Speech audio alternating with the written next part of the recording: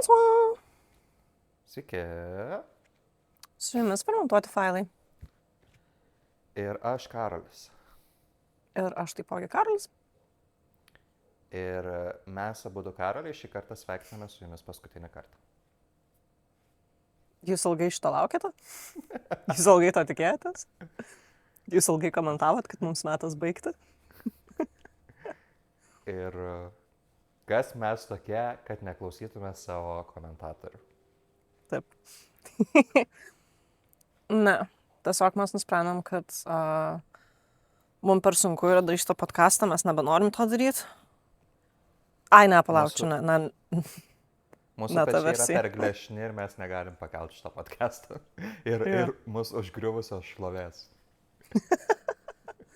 Ar šlovės su mumis kambaryje, kiek glešni yra mūsų pečiai? Nu, gležnok. Ne, palauk, mes jau vėl per daug kalbam, jau vėl bus nepatenkinti žmonės. Ne, mes tiesiog nusprendėm, kad kaip ir visi podcastai vasarą išeina atostogų, mes praėjus vasarą atostogavom, šiais metais irgi atostogavom gal anksčiau šiek tiek, negu praėjusiais metais. Na, bet žodžiu, susitiksim rudenį. Bye. Tai tik tiek. Ačiū, kad prisijungėt prie mūsų šiame epizode. Iki. Ačiū, geros vasaros ir geriausios jums kloties. Cheers. Net netidaryta, tai net negaliu atskirti. Bet šiaip vasarą nepaliksim jūsų visiškai tuščiomis ir nesam nei susitarę, nei apsisprendę kiek kartų. Tai nuo 1 iki kažkiek kartų, galbūt, o gal ir 0, išleisim Patreono turinio kažkokio senesnio, kurį paleisim į viešumą, kai pasižiūrėsim dar kartą ir vertinsim, ar galima tai viešinti. Jo. Nu tai žodžiu, alkani neliksit, o mes važiuosim į tropikus, įdegsim, pasinaudoję visais turtais, kuriuos man neša šitas podcastas ir susitiksim kitais metais Galvapinę. Ne kitais metais, o kitam sezonui. Jo. Skinny. Jo. Net nematysit realiai mūsų podcastą. Nebedarysim video podcast'o, nes tiesiog nebesimatys mūsų. Taip. Bus tiesiog stokiniai vaizdai visokie, kad kažkoks vaizdas būtų, nes mes jau mūsų nebebus. Taip. Nu tai žodžiu, gerai, tai per daug nešnekam, kad neapsivargtų visi ir gal tada važiuojam, manau. Važiuojam. Mums dar šiandien, paskutinį kartą, mums dar šiandien darbelių likę, tai Jo, dar biškai. greičiau susisuksim. Prieš atostogą, žinot, kai būna, ten reikia visus darbus pasibaigti.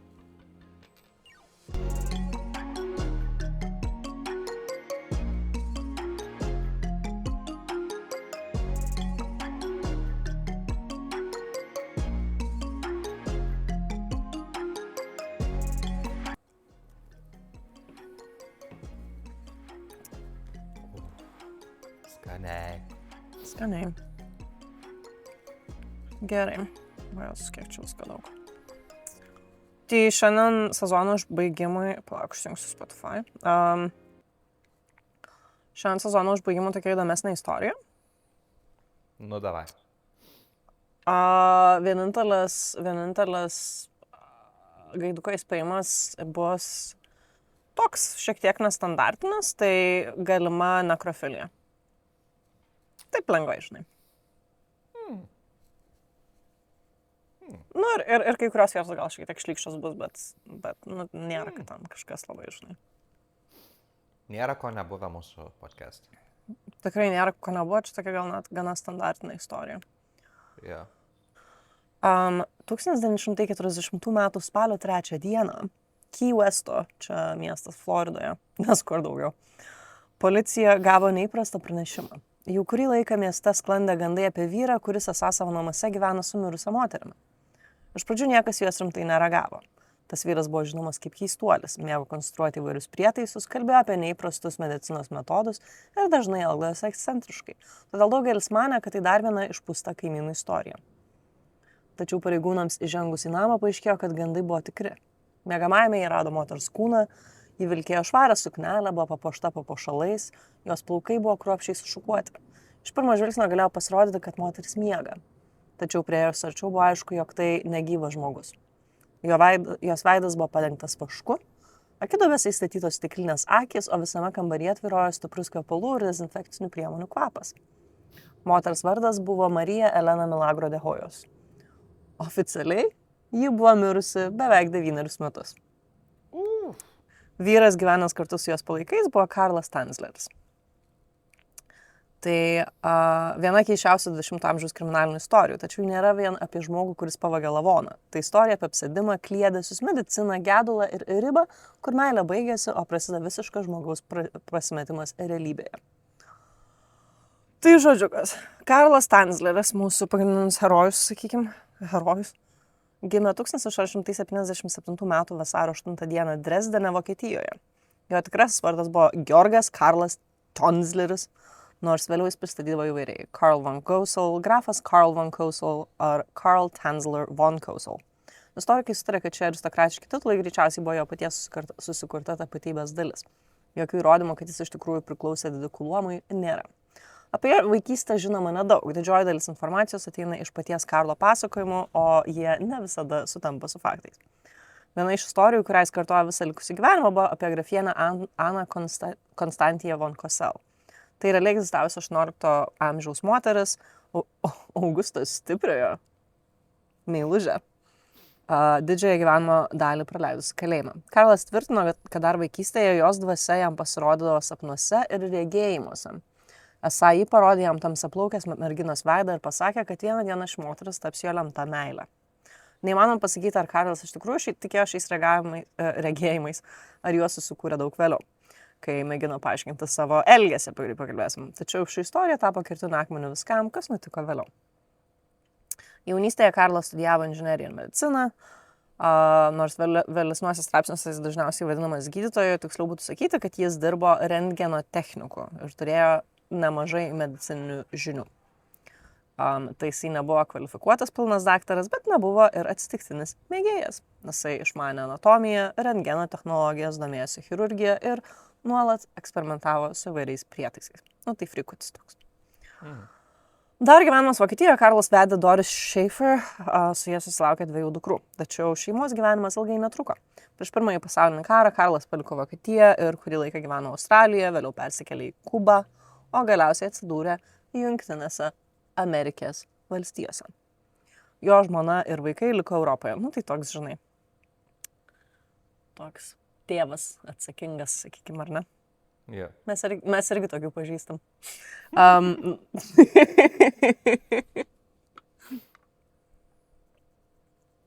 Nors oficialiai jisai niekada su ta žmona taip ir neišsiskyrė. Karlas faktiškai pradėjo naują gyvenimą vienas.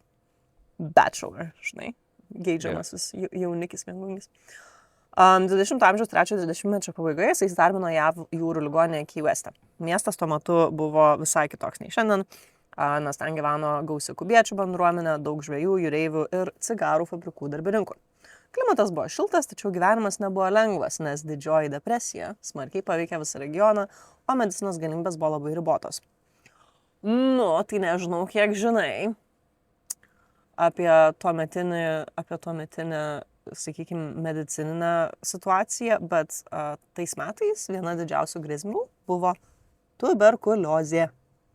Šiandien apie ją girdime retai, tačiau 20 amžiaus pradžioje tuberkuliozė buvo viena dažniausių mirties priežasčių pasaulyje. Kaip mes žinom iš visų savo literatūros pamokų, kur literaliai visi numirė nuo tuberkuliozės. Antibiotikų tuo metu. Tuberkuliozė ir ten. Antibiotikų dar nebuvo. Gydytojai galėjo rekomenduoti tik tai poilsį, gryną orą, gerą mitybą ir sanatorijas. Beje, šiaip tai noriu tau pataisyti, kad lietuviai tai mes tuberkuliozę ir vadiname džiova, čia tas pats dalykas. Kur aš esu?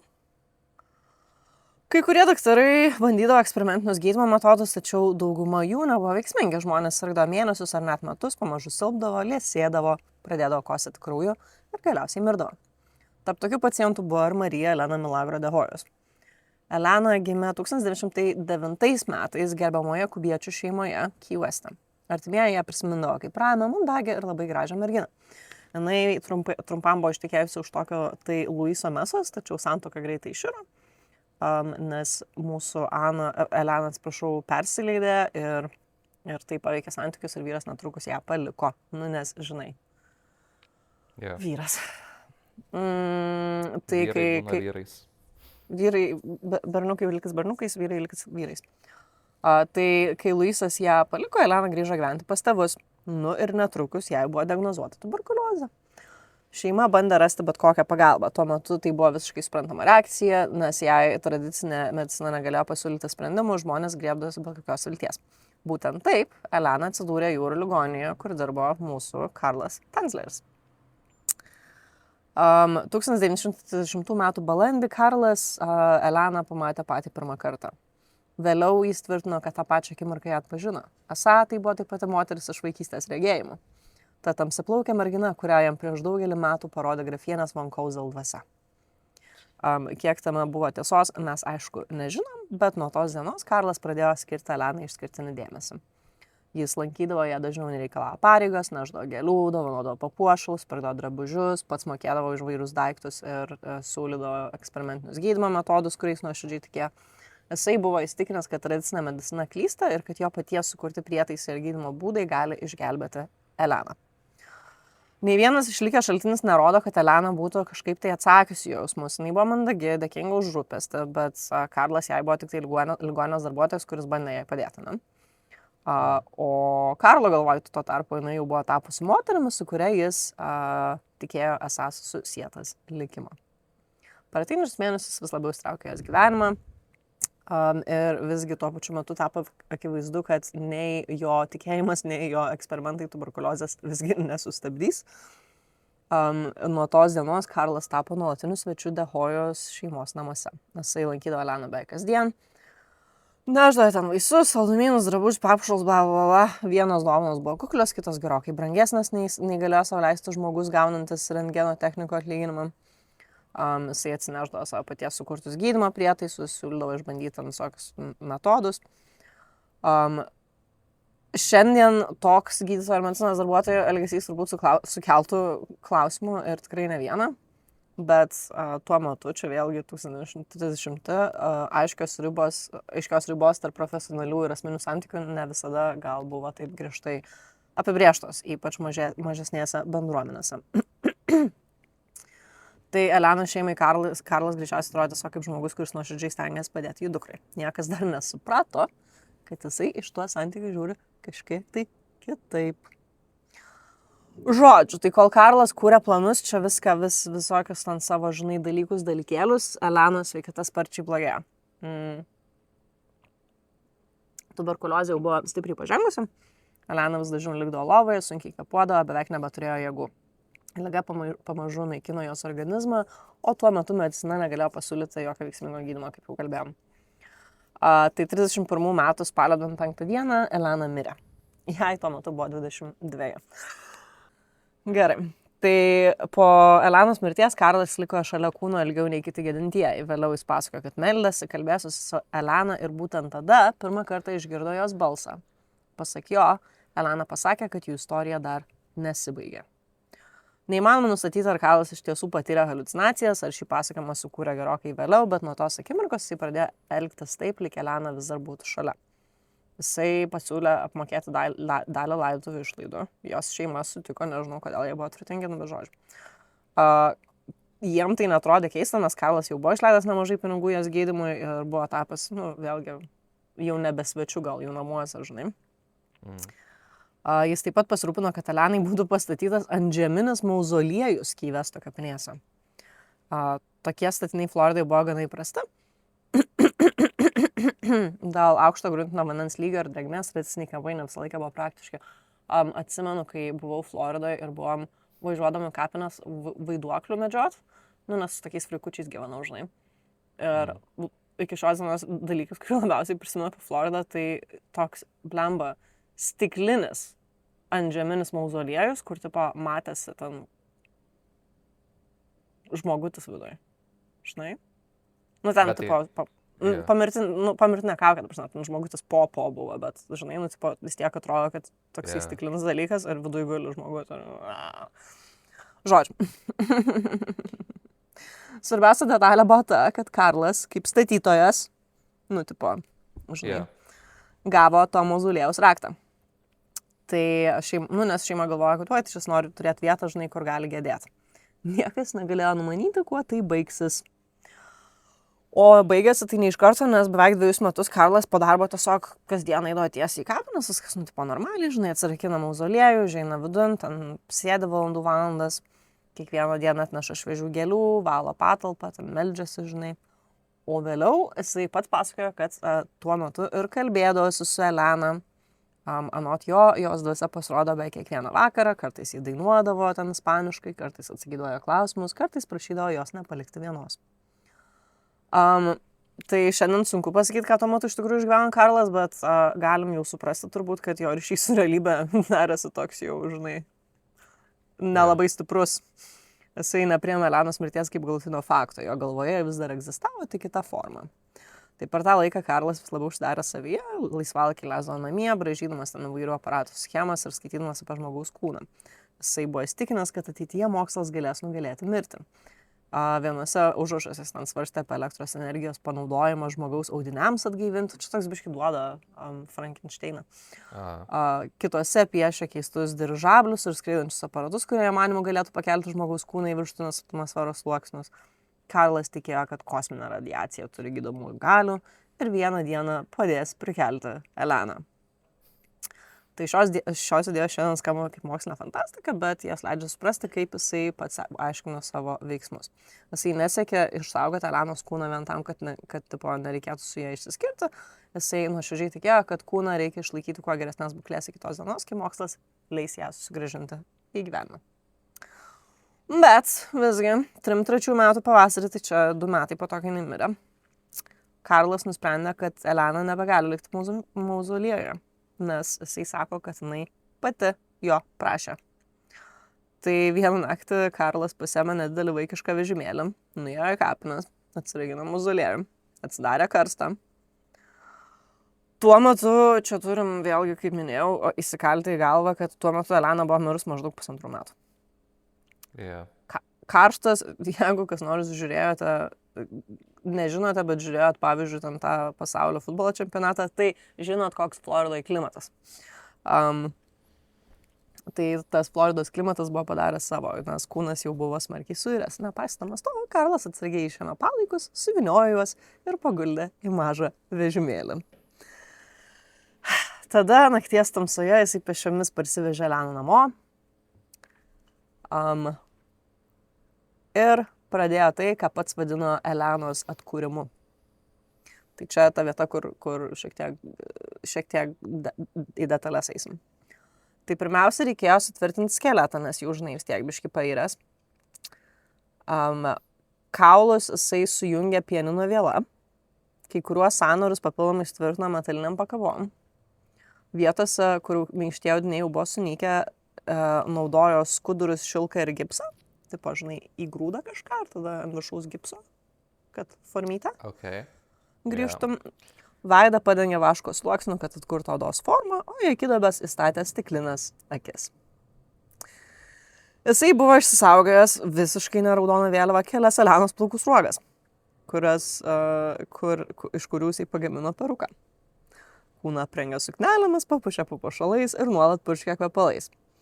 Bet ne dėl kažkokio tai estetinio pasirinkimo, o dėl to, kad kvepalai ir dezinfekcinės priemonės padėjo bent iš dalies užmaskuoti 1,5 metų mirusio yrančio kūno kvapą. Jo, ir toliau yrančio kūno. Jo. Tai laikui bėgant šitą priežiūrą tapo kasdieniu ritualu. Jis keisdavo Elenos drabužius, tvarkydavo plaukus, taisydavo vaško sluoksnį, kai šitą sutrukinėdavo, pakeisdavo audinius, kurie pradėdavo irti.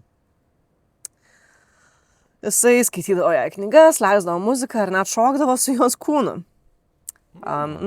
Čia šaltiniai taip teigia, žinai, šitų detalių patvirtinti neįmanoma, bet žinoma, kad apie 7 metus Karlas gyveno su Elenos palaikais ir elgės taip, tarsi jie vis dar būtų gyva. Žodžiu, nu ką, tai bet vis tiek 7 metai yra šiek tiek laiko, ne? Tai yra ilgas laikas slėpti kažkokią tai paslaptį, dar ypatingai tokią, įdomesnę. Tai ir ypač mažam miestelėje. Tai po 7 metų vieną dieną kažkas pradėjo uždavinėti klausimus. Nes Kyveste vėlgi žmonės pažinojo vieni kitus, kaimynai matydavo, kas ateina, kas išeina, kas gyvena ten vienam name, kas gyvena kitam name.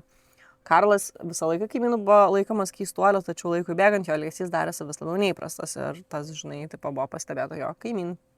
Jisai reguliariai pirkdavo moteriškus drabužius, kosmetiką, kvepalus, nors gyveno vienas, iš jo namų sklisdavo keistas chemikalų kvapas.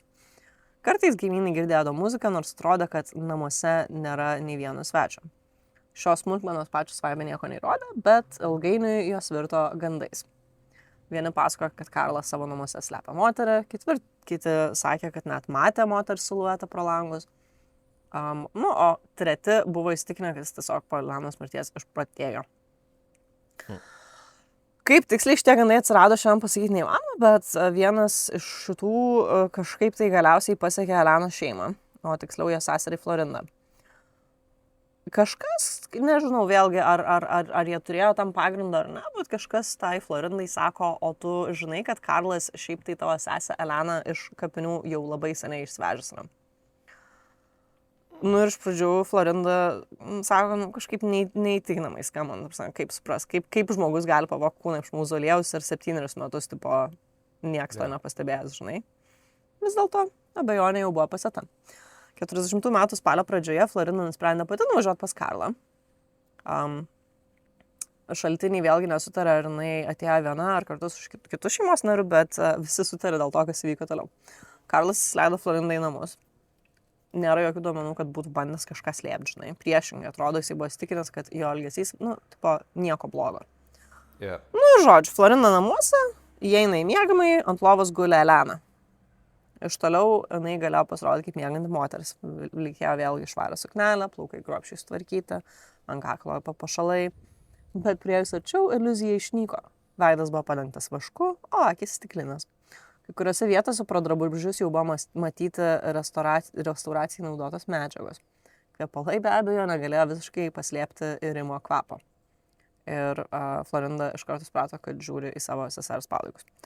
Tai ką, jinai padarė tai, ką kiekviena protinga moteris turėtų padaryti, išbėgo iš namų ir paskambino policijai. Atvykę pareigūnai rado tai, ko tikriausiai nesitikėjo pamatyti per visą savo karjerą. Elenos kūnas vis dar gulėjo lovoje. Karlas nieko ten nebandė, žinai, po to, kai Florinda pabėgo ten slėpti ar kažką. Namuose rado ten daugybę chemikalų, medicininių priemonių, įrankių, kuriuos Karlas naudojo palaikam prižiūrėti, visur kabėjo Elenos nuotraukos. Visur ten visokie jos daiktai, žinai, kuris ten buvo gal iš jos tėvų namų pasimti. Atrodo, kad tas namas realiai buvo, kaip šventikla tai Elenai, žinai. Yeah. Pareigūnus nustebino ne tik pats radinys, kuris pats iš savęs buvo gana vienas įdomesnių, sakykim.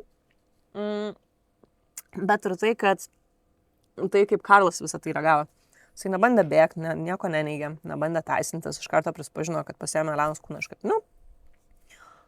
Kai jo paklausė, kodėl, sakė labai paprastai, jinai pati to paprašė.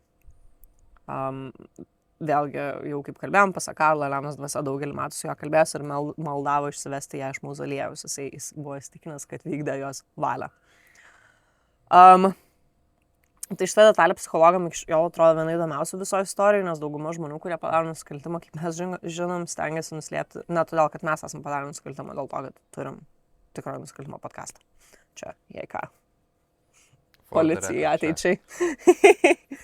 Dėl teisinių priežasčių teisininkai mums liepia tai pasakyti. Ališauskaitė ar partneriai nurodė. Yeah. Tai paprastai žmonės bando nuslėpti savo veiksmus arba bent jau sumažinti atsakomybę. Karlas elgėsi visiškai priešingai, jisai neslėpė nei vienos detalės, nes jokiamis jisai nebuvo padaręs nieko blogo. Tai žodžiukas, susirinko policija Elenos kūną, atliko ekspertizę, jinai patvirtino didžiąją dalį to, ką policija jau matė namuose. Skeletas buvo sutvirtintas viela, kaip jau daug kartų minėjom, stiklinės akys, veidas vaškinis, kūnas prikimštas audinių ir skudurų, kurie padėjo išlaikyti žmogaus formą, kai kurios vietos sutvirtintas gipsu.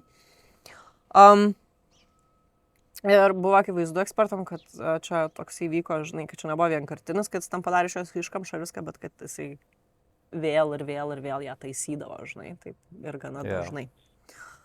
Tai buvo nuolatinis procesas, kuris truko visus tos 7 metus ir tas procesas vien pagal tipo jų estimacijas reikalavo 1000 valandų darbo dėl to, kiek jisai turėjo būti kruopštus, žinai. Yeah. Nu, tai ekspertizės metu iškilo ir klausimas, kuris iki šiol yra vienas labiausiai aptariamų šios bylos temų. Ar Karlas turėjo lytinių santykių su Elenos kūnu? Tai pirmuose laikraščių straipsniuose ši tema nebuvo minima, nes vėlgi mes esame 1940-uosiuose, tai to meto spauda apie tokius dalykus rašydavo arba labai aptakiai, arba iš vis nutylėdavo.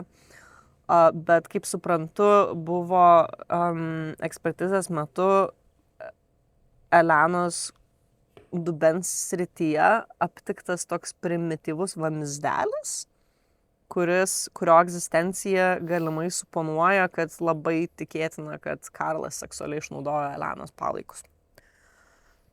9 metus po jos mirties. Skaniai. Toks įdomesnis flashlightas. Toks jau nebelabai flashy, žinai. Toks pojūtas su gipsu. Deadlightas. O, Dieve. Bet žodžiu. Bet turim pasakyti, čia vėlgi prezumpcija, bet problema ta, kad iki mūsų dienų jau nebeišliko pilnas ekspertas protokolas, tai žinai, čia jau mes pasirinkam pagal sugedimo lygį ir tikimybių teoriją, kuo tikėti. Tai čia viskas priklauso vamzdelis kokio pločio ir ilgio, žinai. Padarykit ekspertizę. Da kirvis kotą. Prašau, visus savo komentarius. Ne, labai, žinai, gerai. Biški palengvinai tą tokią, žinai, mirusią energiją. Tai gerai, žodžiu. Kai žinia pasiekė spaudą, jinai akibrėžsniu tapo sensacija. Laikraščiai visoje Amerikoje rašė apie vyrą gyvenusi su lavonu. Vieni jį vadino bepročiu, o kiti ekscentrišku mokslininku. Keisčiausia dalis ir tokia negera dalis, žinai, tokia morališkai negera dalis. Tai kad labai didelė dalis publikacijų Karlą vaizdavo kaip tragišką romantiką, žinai. Žmogų, kuris ten per stipriai mylėjo ir taip pat čia, oi, jo gyvenimo meilė mirė, dėl to jis turėjo, žinai, čia daryti tai, ką daryti ir naudoti savo deadlightą. Nu, žodžiu. Tai šiandien gal mes ne taip žiūrėtumėm į šitą situaciją, bet 40-ais buvo Uojatus Virkščiukas.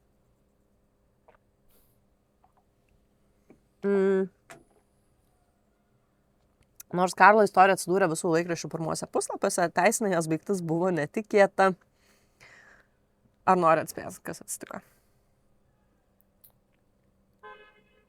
Tai nieko neatsitiko, nes kokiu nors ten nebuvo įstatymų.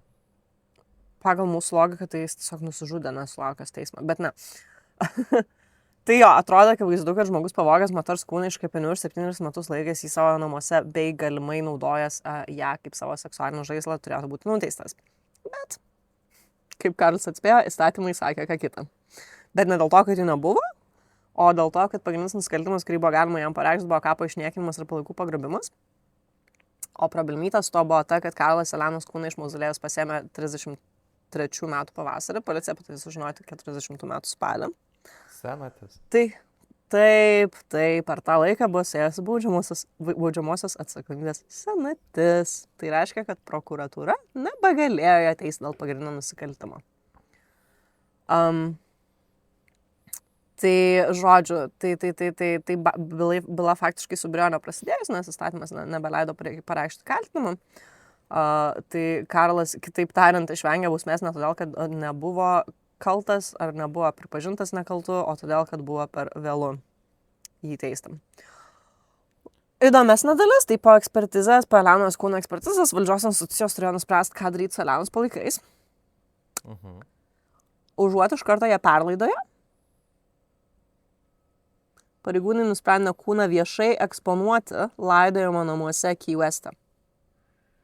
Nes jinai buvo tiek jau tipo šiuo metu garsi istorija, kad žmonės norėjo pamatyti tą, žinai, lėlę vaškinę. Nu, aš sutinku, aš irgi norėčiau. Jo, nu tai gal apie tą moralinę pusę tipo, dėl pačios Elenos vėliau pakalbėsim, bet žodžiu. Yeah. Tai žmonės plūdo su akimis pamatyti moters, apie kurią rašo visi laikraščiai. Skaičiuojame, kad per kelias dienas ją apžiūrėjo beveik 7000 žmonių. Tai šiandien toks sprendimas tikriausiai sukeltų pasipiktinimą, bet tuo metu tai valdžiai tai žiūrėjo kitaip. Tik tai, kiek vėliau buvo nuspręsta, kad užteks Eleną reikia slapta perlaidoti nepažymėtame kape.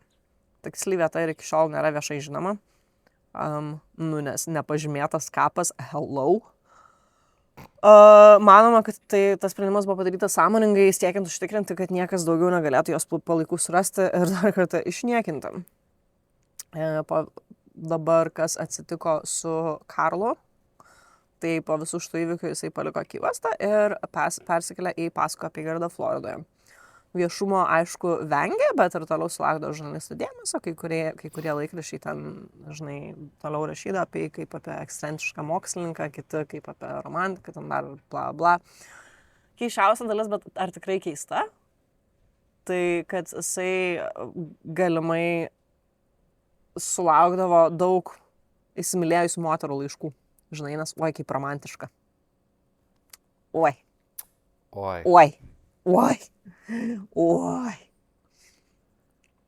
Ta prasme, tai bet... jisai peržengė į kitą lygį, kol mirtis nors įskirs. Nes mirtis jo neišskyrė. Tai, bet žinai, dabartinis supratimas apie ten, tipo, konsentą, sutikimą, profesinę etiką, žmogaus orumą yra kitoks nei buvo 40-metį praėjusio amžiaus. Tai, kas anuomet daliai žmonių atrodo romantiška, šiandien būtų ilgalaikis žmogaus palaikų naudojimas ir niekinimas. Paskutinieji Karlo gyvenimo metai tapo apipinti legendom, nes vėlgi yra teigiama, kad jisai persikėlęs į tą Pasco apygardą pasigamino natūralaus dydžio Elenos manekeną, naudodamas jos pomirtinę veido kaukę ir su šituo manekenu įsigyveno iki pat savo mirties. Bet vėlgi, nėra tiek gerai dokumentuota šitą dalis kaip ankstesni įvykiai.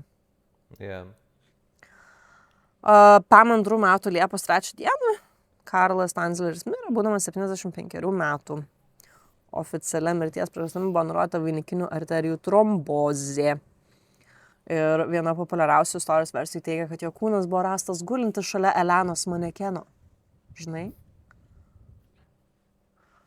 Bet čia vėlgi, gandų malūnas, rodymų neturim, čia taip buvo tuo metu kalbama, dar yra ir kitų gandų, tai pavyzdžiui, kad Karlas neva prisipažino, kad jisai iš tikrųjų pats nunuodijo Eleną, o ne kad jinai mirė nuo tuberkuliozės.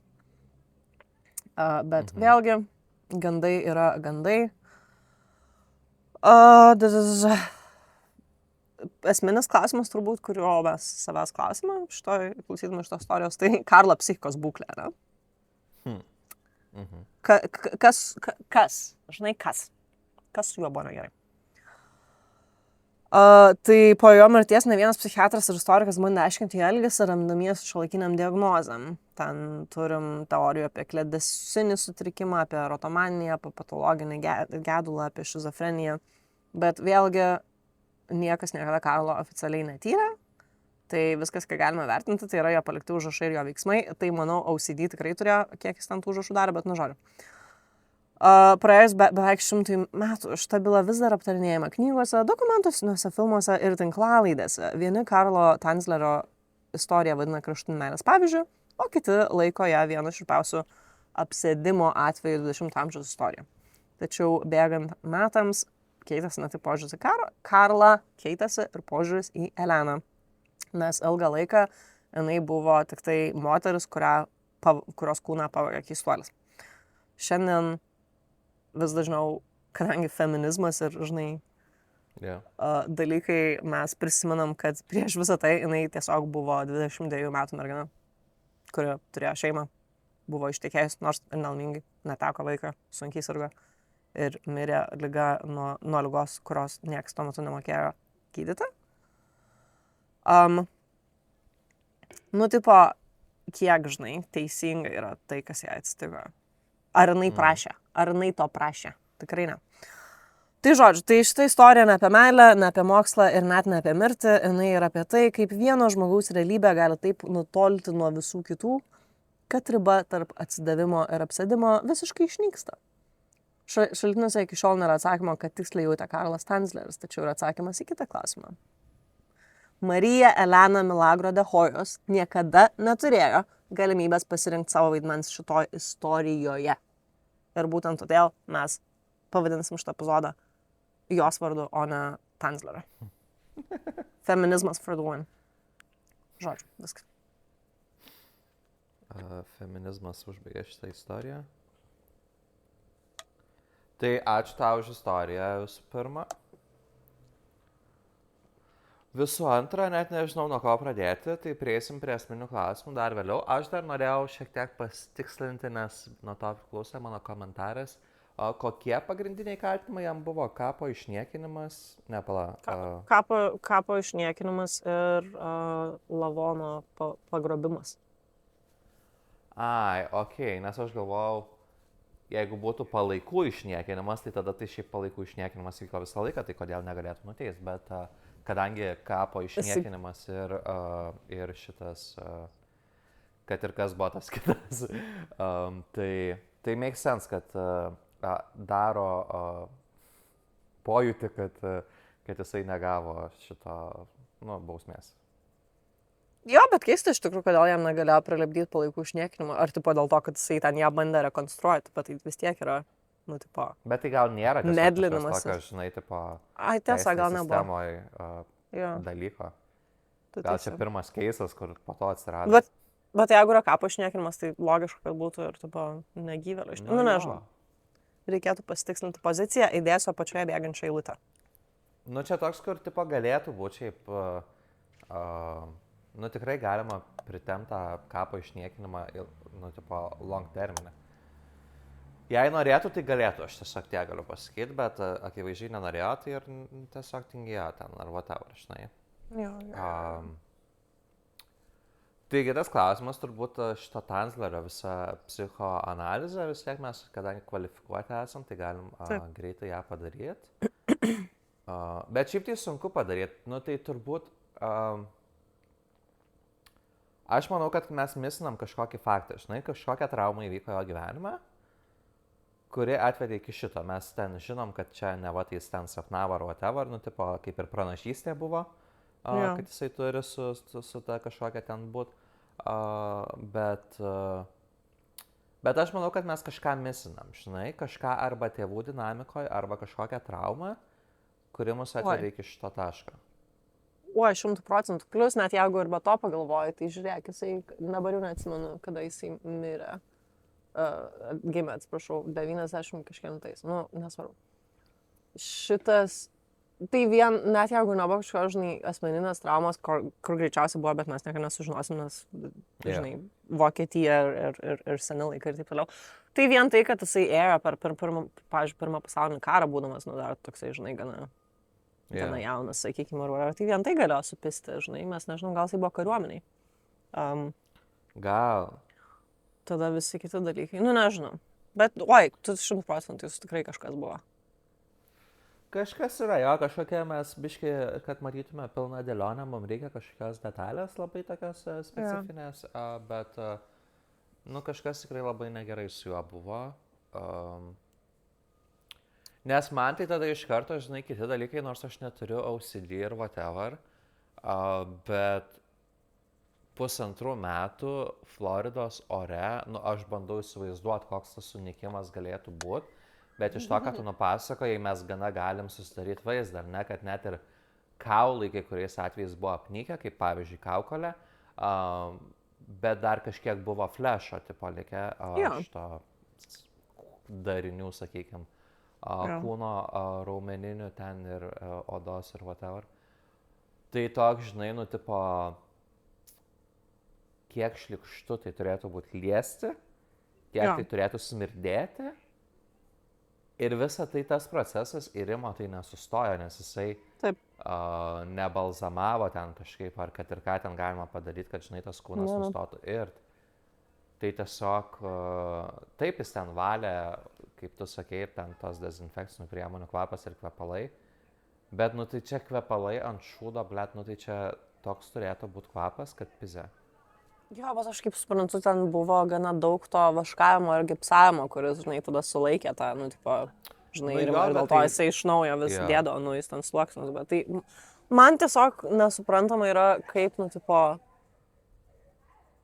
nu, tai negalėjo atrodyti kaip tikra moteris, nebent jis jau ten buvo, nu, True. žinai, Šitas ta irgi- prasme, Jo. senųjų meistrų skulptoriaus tipas, žinai, kur jau ten viskas, bele kaip, nu, bet tikrai, tai jeigu jis jau ją kaip pasėmė, tai negalėjo atrodyti kaip Elena, žinai. Nu, nežinau, man tai čia yra sick shit, bet iš kitos pusės, kokia meilė, žinai? Kokia meilė. Aš dėl tos meilės tai nežinau, bet jo, tu labai gerą pasakei tašką, kad, nu gerai, jis pirko rūbus, ar ne, tai tu didžiąją dalį to viso supuvusio kūno gali paslėpti, bet tu turi veidą, turi rankas greičiausiai, nu galbūt ten uždėti batai, tai neturi kojų, tai, nu gal pirštinės gali būti, tai okei, bet tu turi veidą. Taip jis įdėjo tą vašką, bet tai vis tiek tas veidas po to vašku tai toliau yra ir, Jo. tiesiog, ir tada, žinai, kažkurį rytą atsikeli ir ten, blėt, kažkoks įgriuvęs žandas, nes, žinai, iširo kažkas, kur laikė viską. Tiesiog, gerai, reikia pajudėti biškį tos temos, nes Žinok, šikštu daros. mes pajudėsim į dar blogesnę temą, nes aš ką tik tokį vaizdinį Nu. gavau. Nu. Žinai tą tubelę, toj ten tai. Jo, Tai ne tik, kad jisai galimai dėjo savo tą tentai, kuris buvo 7 metus Jo. miręs, ne? Bet net Jo. jeigu jinai buvo atrekonstruota, tai reiškia, kad jisai tiesiog leido laisvalaikį bandydamas atrekonstruoti, žinai, jos tą ten. apatinius regionus, žinai. Ir, o Aha. dieve. Ir aš tiesiog gavau vaizdinį, kaip jisai deda tai ir man dabar labai bloga. Ir kitas dalykas, tai, o mes nelabai žinom, tai jis gal bando atrekonstruoti, bet jisai gal net nebūtinai yra matęs prieš mirtį jos apatinį regioną. Nu jo. Nes jie ten nebuvo, kad labai pora tipo. Nu jisai Oi, ją ne. įsikliopinęs, bet Jo. jinai, nu tai gal ten galėjo matyti, kai, nežinau, jai ten, nežinau, kažką keitė ten, whatever. Nu kai jai blogai buvo, tarkim, ir pati nepasirūpino savim. Tai kažkiek galėjo matyti, bet šiaip realiai tai... Nu čia. Ne, bet tai gerai ir pridedant tavo ir ant viršaus tą, kad aplinkui ir ten yra iširę dalykai. Ta prasme, nėra, pavyzdžiui, nu vis tiek neišvengiamai kalbant apie apatinį regioną, yra, pavyzdžiui, kojos, ar ne? Taip. Tai žmogaus kojos ten turi daug raumenų, nu jos tokios ganėtinai, sakykime, vienas iš didesnių tokių, nu ne organų, bet dalių. Ir kai ten viskas iširė ir greičiausiai jau netoli kaulo, tai ten vieni kaulai. Kitas reginys irgi, kur man labai daug klausimų kelia, tai kaip jisai netgi vežimėlėje ją parsivežė. Tarsi jis turėjo sulenkti ją per pusę. Net į 3 Jo, dalis bet čia... gal. Jo, čia yra daug kur apie tai kalbama, kad tipo kaip, nu nes nieks nematė, kaip suprantu, žinai, nes tai Jo. būtų anksčiau nei per 7 metus atsirado šitą istoriją, bet jo, kad ten tipo Nu, tai atsivežimas buvo nu, kaip teoriškai- vaiko, tai ir Jo. visur spekuliuoja apie tai. Teoriškai turbūt kažkiek palenkta galva, tada per klubus sulenktos kojos ir tada dar turbūt per kelius sulenktos kojos. Ir vien šitam procese kiek turėjo būti papildomo įrimo, nes, nu, tipo, Jo. plėšėsi audiniai, dariniai, whatever. Taip. Tai tą būklę suvokti iki galo, kaip jinai atrodė, tai yra siaubinga tiesiog. Tiesiog, what Čia yra the tik- fuck. Čia yra peno įvairiem vaizdiniams susigeneruoti patiems, žinai. Mhm. Aš noriu pasakyti tik tai vieną dalyką, kad visgi iš tokios gražesnės romantinės pusės meilė tikrai egzistuoja dėl to, kad pagalvok. Čiuvas paliko savo žmoną, su kuria vis dar buvo susituokęs, paliko savo vaiką ar 2 vaikus. Kažkur tai ten Europoje dzin, žinai, kas tie vaikai bus tų vaikų. Ir tada tiesiog gyveno su negyvėle 7 metus ir dar paskui su jos manekenu iki gyvenimo galo. Va, čia yra meilė, žinai, tikra meilė. Tavo žmogus egzistuoja, tavo žmogus kažkur egzistuoja ir tu jį surasi. Gyvas tas- ar ne? Gyvas ir ne, bet tu jį surasi. O, O. dieve. Fui. Čia taip motivacinis, žinai, toks biški. Jo, bet Ne, ta prasme, nu ir jisai ganėtinai normalus žmogus, va tas labai įdomu, tipo, nu ten radiologas ar kad ir kas ten, žinai. Jo. Tai jis, tipo, suvokė dalykų, nu, tipo, nu turėjo būti protingas bent kiek, žinai, nėra kažkoks tai sutrus. Nėra sutrus, kur numirė ten, žinai, jo ten pati, jis gyvena kaime ir neturi pinigų palaidoti ir todėl tiesiog laikė ją hatoj, žinai. Visi buvo very rich, visa kita. Jis 1,5 metų lankė ją šitam koliziejui, mauzoliejui, kad ir kaip tai vadinasi. Nu tiesiog, jie ir nesuvokiama. Bet turbūt palikim šitą suvokimą komentatoriam ir komentatoriai tikrai parašykit, kaip jūs suvokėt. Bet turbūt pereikim prie pasnės dalies aptarimo iš didžiųjų tokių, tai Elena ir kaip ją jaustis. Nėra, kad... Vat iš šitos pusės aš tada noriu pasakyti, kad jeigu mes turim įrodymą, kad gyvenimo po mirties nėra, ta prasme, kad tu negali tiesiog pasirinkti ar būti vaiduokliu ar nežinai. Yeah. Nes kaip aš būčiau hontinus šūdą iš to vyro už tokias jis divalkės, ta prasme, jisai nebūtų turėjęs ramios dienos gyvenime. Ir aš nemanau, kad jinai, būdama 22 metų, jam tuo metu buvo kiek tam 55, man atrodo. Aš nemanau, kad jinai mylėjo jį ir kad jinai, jeigu, žinai, kaip jis ten sakė, oi, jinai manęs prašė ją pasiim, bla, bla. Tikrai nemanau. Nors, gal jinai turėjo daddy kink, niekada negaliu žinoti, žinai, bet vis tiek. Kažkaip tai va tas, kad jinai jo nehontino iki mirties, tai čia yra man rodymas, kad iš tikrųjų vaiduokliai, tipo, mirę žmonės negrįžta kaip vaiduokliai, nebent. Nes jeigu čia nėra priežastis sugrįžti kaip vaiduokliai, tai nežinau, kokia priežastis tada yra. Žinai? Nu, čia geras pastebėjimas, jo, aš sutikčiau ir tikrai prašysiu, kad mano kūnas sudegintų, kai aš mirsiu, kad mano saugojimai. Nieko odos tą kostiumą. Ne, palik man savo odą, you're so sexy. Ne, tikrai vargšė Elena. Tas faktas, kad jie tiesiog nusprendė tada jos kūną eksponuot, irgi, ar jūs galite ją įleisti čia irgi ilsėtis? Ta prasme, what the fuck, Sarah, what the fuck. Žinai? Nes aš šitos dalies kažkaip... Nes jeigu jinai, sakykime, būtų išreiškus norą, tai žinai, mes, pavyzdžiui, ten turim medicinos muziejus, kuriuose yra daug visokių ten keistų dalykų, bet jie, kiek aš suprantu, jie visi ten davė, ar jų artimieji davė sutikimus, kad jie būtų, žinai, atiduoti mokslo tikslam. Šiuo atveju tai jinai nebuvo atiduota mokslo tikslam, aišku, mes gal nežinom, gal jinai ten davė kažkokį sutikimą ar jų artimieji. Nu, tai artimieji turėjo duoti sutikimą turbūt eksponuoti. Tai manau. Tai, nu, bet vis tiek labai keistas. Nu, čia toks kaip ir... Aš suprasčiau, jeigu būtų, žinai, koks nors, tipo, studentam duota, ar ten mokslo bendruomenė, nu, tipo, čia, arba ten, nežinau, nusikaltelių tyrėjam, ten tiem visiems kriminalistam. Tai, nu, šitus dar kažkiek galėtum suprast, pateisinti, čia toks unikalus atvejis, kur, nu, tipo, verta gal kažką išmokti.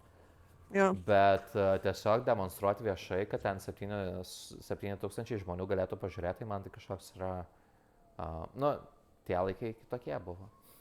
Clickbaitas čia grynas, plus, žinai, kur kitur taip galėjo atsitikti, jeigu ne Floridoje, žinai? Tiesa. Nu jo, žodžiu. Įdomesnis toksai. Nu tai žodžiu, čia mūsų paskutinė istorija užbaigimui tokiam biški filosofiniam, žinai, apie konsentą ir dalykus.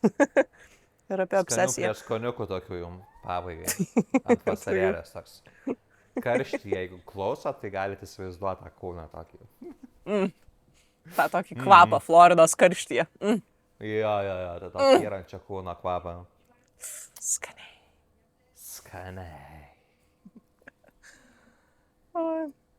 Tai žodžiu kas. Tai va, tai tokia mūsų paskutiniausia istorija. Ačiū, kad klausėt mūsų podcast'o.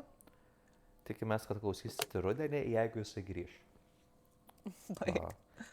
Dar nežinom, ar bus pratęsta naujam sezonui, dar nežinom, ar laimėjom konkursą, Tai gal kiti vedėjai laimės konkursą, čia ir neaišku. Ir Tai va, ką mes neaišku? ten dar pabaigoje darom? Ai, dėkojam savo tiem visiems ten tiem, kur ten tie, Jo, ten, ten tai. aš tik tai noriu dabar. Tikrini naujausius duomenis. Jonas pamiršau.